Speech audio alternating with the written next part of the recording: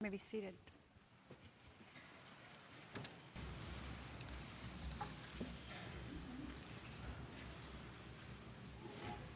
Well, Katie talked about stories and how we're going to, over the next several weeks, be telling stories and sharing stories. And the story I want to talk about this morning involves the Kansas City Royals. Anybody want to talk about the Royals this morning? John, I'm sorry, we're not talking about the Cubs and the Royals, okay? I know. But we're going to talk about the Royals a little bit this morning. Yesterday, a college friend of mine posted a picture. See, back in January, she went to Vegas, and she placed a bet, a $20 bet, that her beloved Royals would win the 2015 pennant. Anybody want to guess what the odds were on her $20 bet? 20 to 1. Not quite. 10 to 1.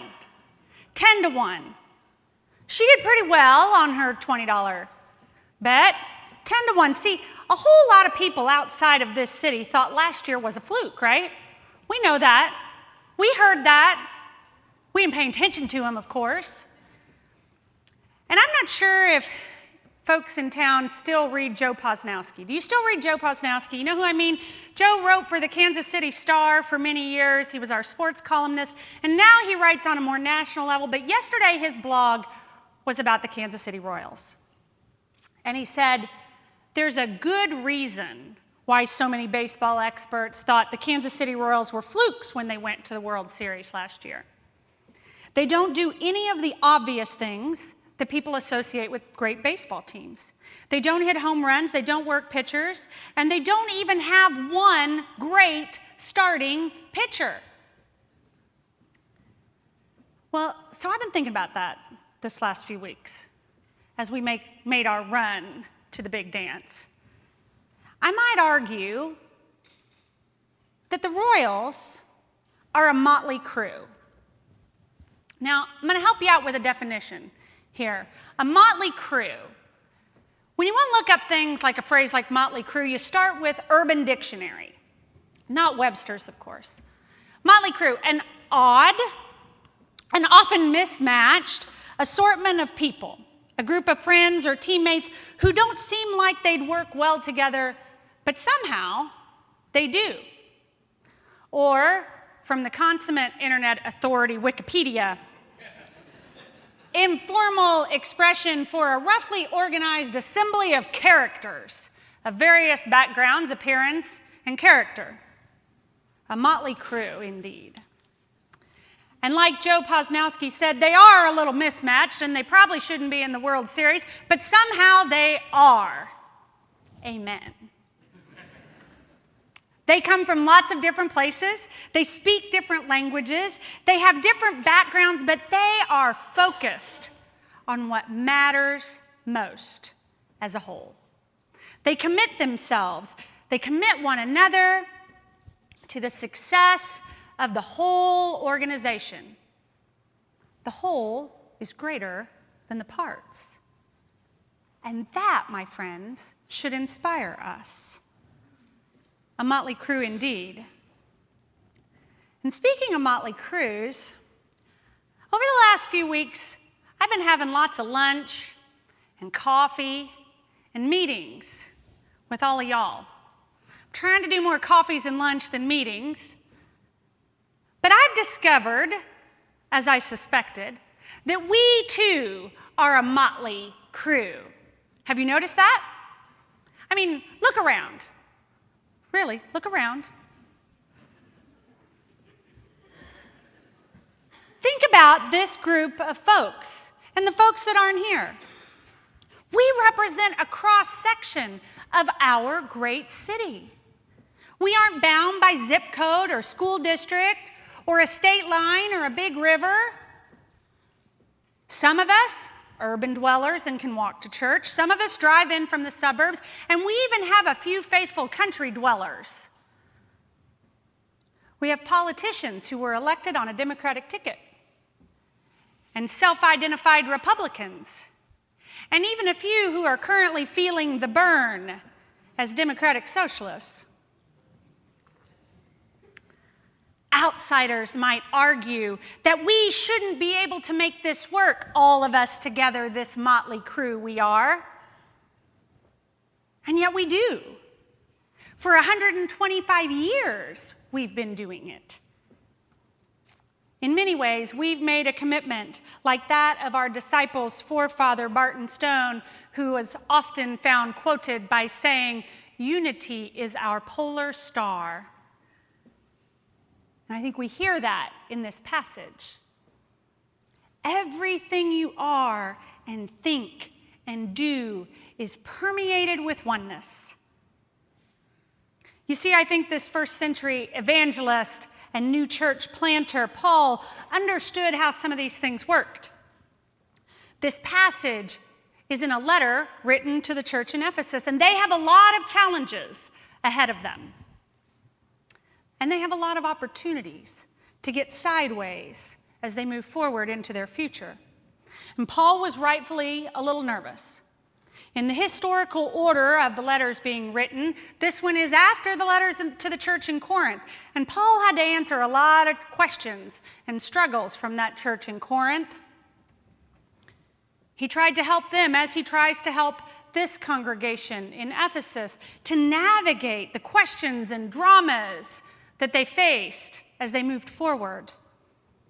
And he tells them time and again, and you especially hear it here, don't get caught up in the details. Don't get lost with all the details. Stay focused on what really matters.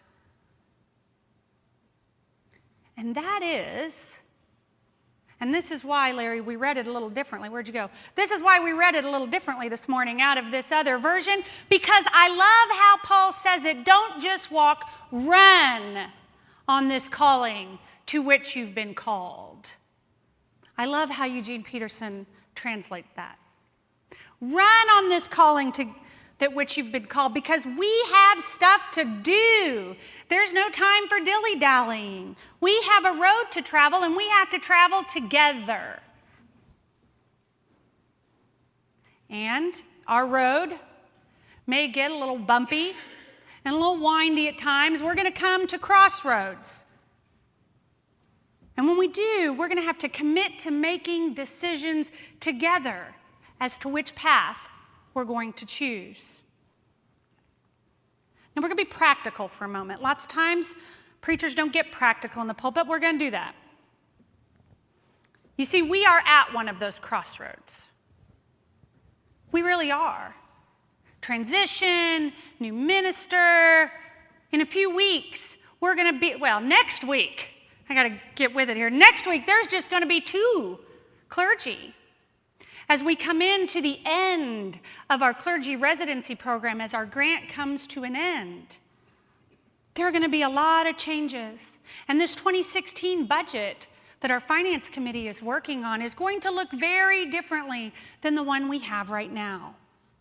And as we make changes and as we navigate transition together, we're going to come back to this passage again and again and again.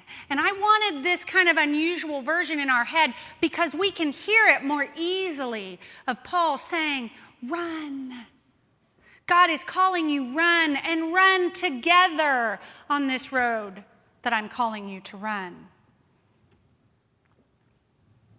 And together, we will remember to pour ourselves out for one another in acts of love. Together, we will pay attention to our differences and quickly mending fences.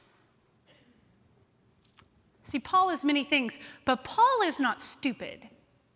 Paul knows that there are bumps and winds in this road. He knows there will be challenges and differences. But our opportunity comes in the challenge that we face in how we handle the bumps and the turns in the road. And that is by staying together. I told you a couple of weeks ago about being at the General Assembly of our denomination, and Ryan and I went to the Bright Divinity School TCU luncheon. And during the luncheon and the program that followed, I sat there and I looked around that room. And as I've already told you, I'm a crier, so I got big tears in my eyes as I looked around that room. I thought, these are my people. This is my tribe. There were people in that room who were there when I met my spouse, who were there when my babies were born, people I don't even know in that room. Faithful clergy folks from all over the city, all over the country, faithful lay folks. And I listened to the director of TCU's first year experience talk about the importance of connection to the first year experience, to the success of students long term, and how connections matter. And I looked around at that motley crew of folks with the only connection being a love for a weird little horned frog. But we had one other connection. We had a connection because we had a common experience of being transformed by that place. That place had transformed each and every one of us in our own unique way. That's true for my life. That place was transformational for me. It changed my life, and now I advocate for it. I cheer for those crazy horned frog football players. I send it money every year because it matters to me. The connections I have from there matter.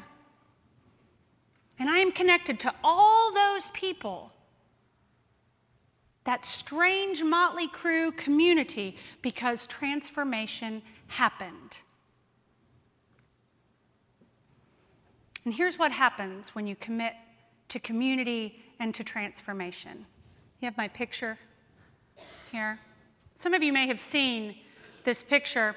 The football player kneeling is potential Heisman Trophy candidate. If you're not a football person, that's a big deal in the football world. Trayvon Boykin, he's the quarterback for the TCU Horned Frogs.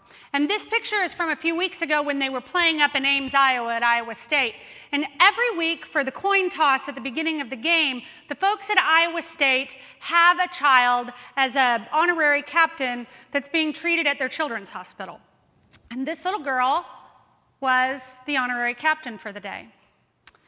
And the photographer from the Fort Worth paper, the Star-Telegram, snapped this picture and posted it to his Twitter account.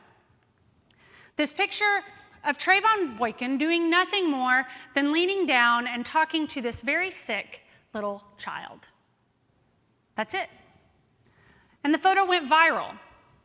And over the last few weeks, a group of Horned Frog fans in Texas gathered together. They learned more about this little girl, and they gathered together to create a GoFundMe account. That's an online fundraising tool, if you're not familiar. And these strangers in Texas have raised thousands, tens of thousands of dollars for this little girl from the opposing team thousands of miles away that they don't know, all because of this picture. You see, these people, these horned frogs, were connected to that young man by common transformation. They were committed to one another, and when the call went out to help, to make a difference in the life of one little girl, they said, our community matters. This place has been important to me, and we can make it important as a community to someone else. That's what happens when you commit to transformation, regardless of differences. Horned frogs, cyclones, Texans versus Iowegians. Regardless of differences, that's what happens when you are focused on your community. When you say, my community matters, it matters to me, and I can help my community matter to somebody else. And over the next few weeks, we are going to focus on our community and how it matters to us and to other people. We are going to covenant together to be a motley crew community, to travel on the same road in the same direction, because something about this common place that we have has transformed us in a way that makes us each say, this community matters. And that kind of transformation invites a response. And as we go forward in the next few weeks, and as we enter into this pledge campaign, we've actually already started. Today is the official kickoff, but we've actually already started. We've already sent our pledge invitations to our leadership. And if I got my information right, I think all of our administrative council, that's our board, have currently made their pledges. I think maybe the last one was coming this morning, but we had a verbal commitment. We not only had 100% participation from our admin council, we have an increased pledge commitment across the board of 10%. 10, that's a double digit. That's really exciting. That's a community saying, we matter to one another, and we matter to the greater community. And this is from a group of people, I mean, I've only been here a few weeks, but I already know they don't agree on everything. But what they have agreed on is that we are going to move forward together on the same road to which God has called us to travel here at Community Christian Church. And we are. This budget isn't even done yet, y'all, and I promise you there will be disagreements about it. Because that's part of the deal. There are always potholes. There are always bumps in the road. However, if we each agree to having a little skin in this game, focused on the big picture of our community as a whole, and not just our little individual corner of it, we can run this road that we are called to travel together. This motley crew that we call Community Christian Church can matter in a way that really transforms people, because that is what really matters. And when we commit to our own personal transformation and to the transformation of our little community here, then we also commit to transformation out there. We can't help it. It's what happens. If we allow the Spirit to work on us during worship and prayer and just interacting with one another as a part of this community, then it has to impact how we work and live and serve the greater community. And let's be honest, it's not just about us. And if we think it's just about us, we've missed the point. We've missed what matters, which is why I love that picture of Trayvon Boykin. It was not just about football.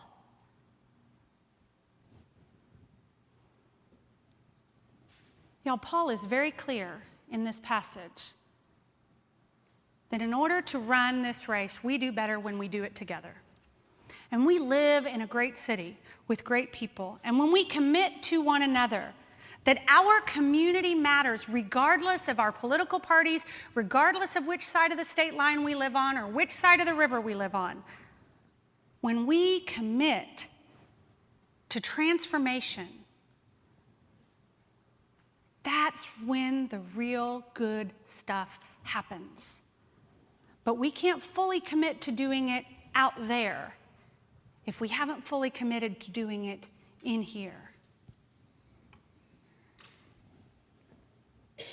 Some of you may have noticed that right after I came, we began to change the sign out front. And we actually had somebody at the 8:30 service who came to worship this morning because he had to see who was in this crazy community that keeps putting these amazing signs out front on their little signboard out here. He told me he'd be back next week, so there you are. Each time we walk in, that message on that signboard hasn't been about us. It's been about how we live and work and interact in the larger community. It's been a quote by Van Gogh that our friends up the street at the theater who are doing a show on Van Gogh right now said, "Hey, can we borrow that for our social media campaign? Please." It's been something that inspires the neighborhood, the community, the people who drive down Main. We turn the lights blue to say, yes, we are a part of this community, not because we think God has a favorite baseball team. We kind of think God has a favorite baseball team.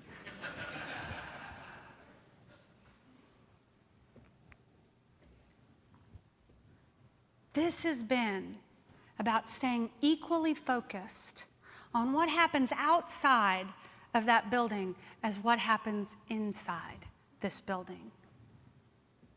Because when I say community matters, I don't mean just this community, this congregation.